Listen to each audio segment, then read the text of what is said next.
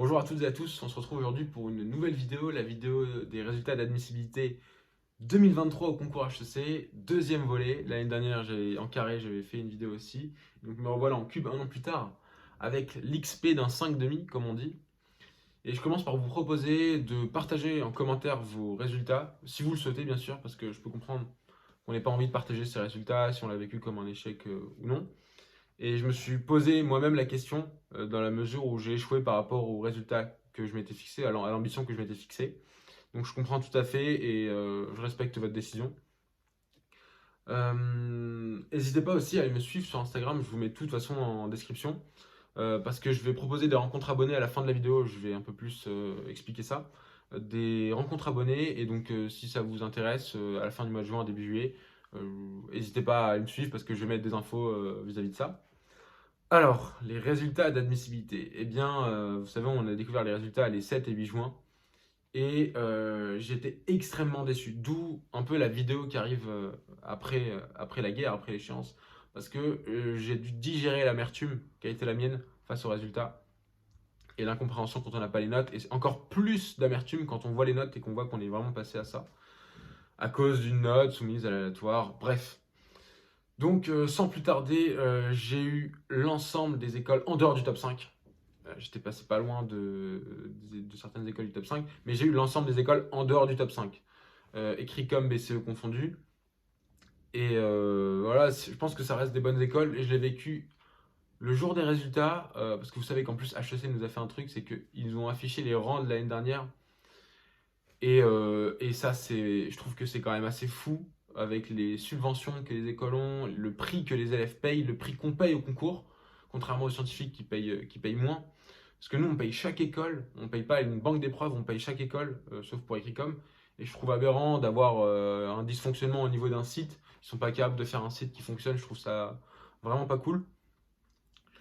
Donc voilà pour ça, ça a été très dur pendant 2 jours. J'ai dû digérer les 2 jours, j'ai dû digérer ces résultats-là. J'y croyais pas au début. Vous savez, souvent face à l'échec, il y a plusieurs phases. Il y a le déni, la frustration et ensuite la phase d'acceptation parce que vous n'avez aucun autre choix. On est impuissant face aux résultats. Et je vais vous dire un truc, j'étais hyper déçu pendant 3 jours, le jour même, le lendemain. Mais vraiment, c'était horrible. Je remets tout en question.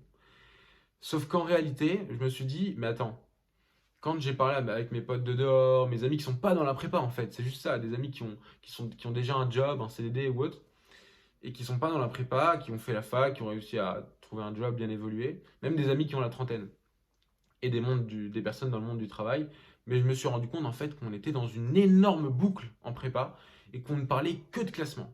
On parlait que de classement, on ne jurait que par le classement, et ce qui est terrible, c'est qu'on peut vite penser que le classement nous donne une valeur. La valeur, c'est vous qui vous la donnez, c'est votre personnalité, c'est votre authenticité, c'est votre manière d'être dans la vie de tous les jours.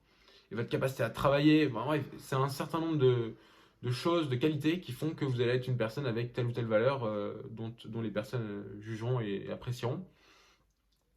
Et donc c'est en ce sens-là que je pense que c'est aussi bien que je fasse cette vidéo d'échec, entre guillemets, parce qu'on a souvent tendance à display, enfin bref, display, vous aurez compris, à mettre en valeur, voilà, à, à montrer la réussite. Sauf que je pense que c'est aussi important qu'il y ait certaines personnes, parce que l'échec est vécu par bon nombre de personnes, échec entre guillemets encore une fois, et c'est important que les personnes se reconnaissent en moi peut-être, ou dans cette vidéo, le fait de ne pas avoir eu les résultats après avoir fourni un travail important. Et je pense que c'est important de relativiser, d'en parler à vos proches. C'est ce que j'ai fait et je suis beaucoup moins déçu.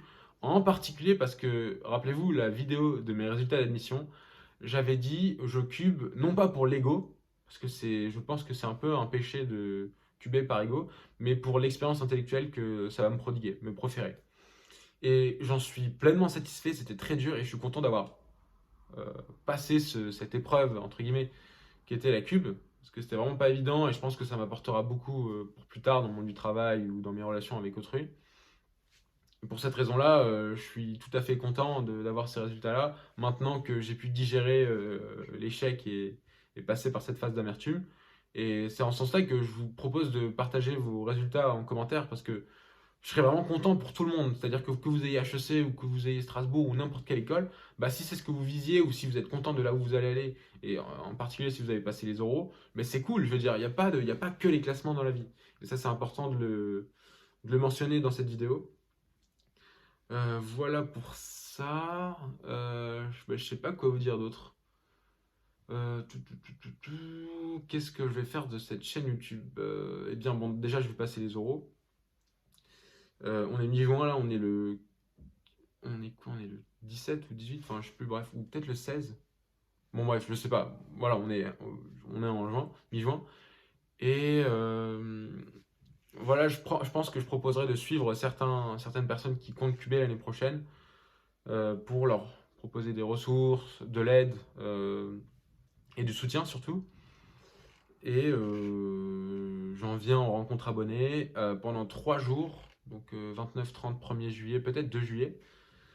Je vous propose des rencontres abonnés, donc n'hésitez pas à me suivre sur Instagram que je mets en description. Je mets aussi le débrief des concours HEC, comment je me sentais vis-à-vis de ça en description. Et voilà, donc pour les rencontres abonnés, l'idée c'est de se rencontrer par groupe de 4, 5, 6, d'échanger, de parler et d'apprendre à se connaître. Donc je ne veux pas montrer un peu ma face idéaliste sur YouTube, mais je pense que c'est important et on a beaucoup à gagner à rencontrer les autres et je pense que c'est un véritable enrichissement. Parce que cette cube aura été une année riche, certes intellectuellement, mais humainement aussi. J'ai rencontré des mecs avec qui je sais que je vais rester pote toute ma vie. C'est assez fou de dire ça et quel que soit. Et en plus, eux ont très bien réussi leur concours d'un point de vue objectif. Donc c'est vraiment cool pour eux et je suis super content. Voilà, voilà. J'ai pas envie d'oublier un truc en fait, parce qu'après cette vidéo, j'ai pas envie de faire des racolages. Euh, bon, voilà pour tout. Tout est dans la description. Et j'espère vraiment que vous êtes satisfait de vos résultats. Et autrement, il faut que vous passiez les euros à fond, donnez-vous à fond. Et il faut avoir la bonne mentalité. C'est important d'avoir la bonne mentalité, d'être toujours optimiste et il faut être tenace dans la vie. Et c'est pas évident, mais il faut rebondir. Et c'est important cette capacité de rebond de résiliation, comme on dit en géopolitique. Voilà pour cette vidéo. Le vlog des révisions sortira avec mes deux potes avec qui je suis en la révision. Les résultats d'admission et une vidéo sur les prépas occupés parce que j'ai eu pas mal de messages vis-à-vis de ça. Donc je vous dirai dans quelle prépa j'étais, ce que j'en ai pensé. Et voilà pour ça. Bon courage à tous pour les oraux et on se tient au jus pour la suite. Au revoir.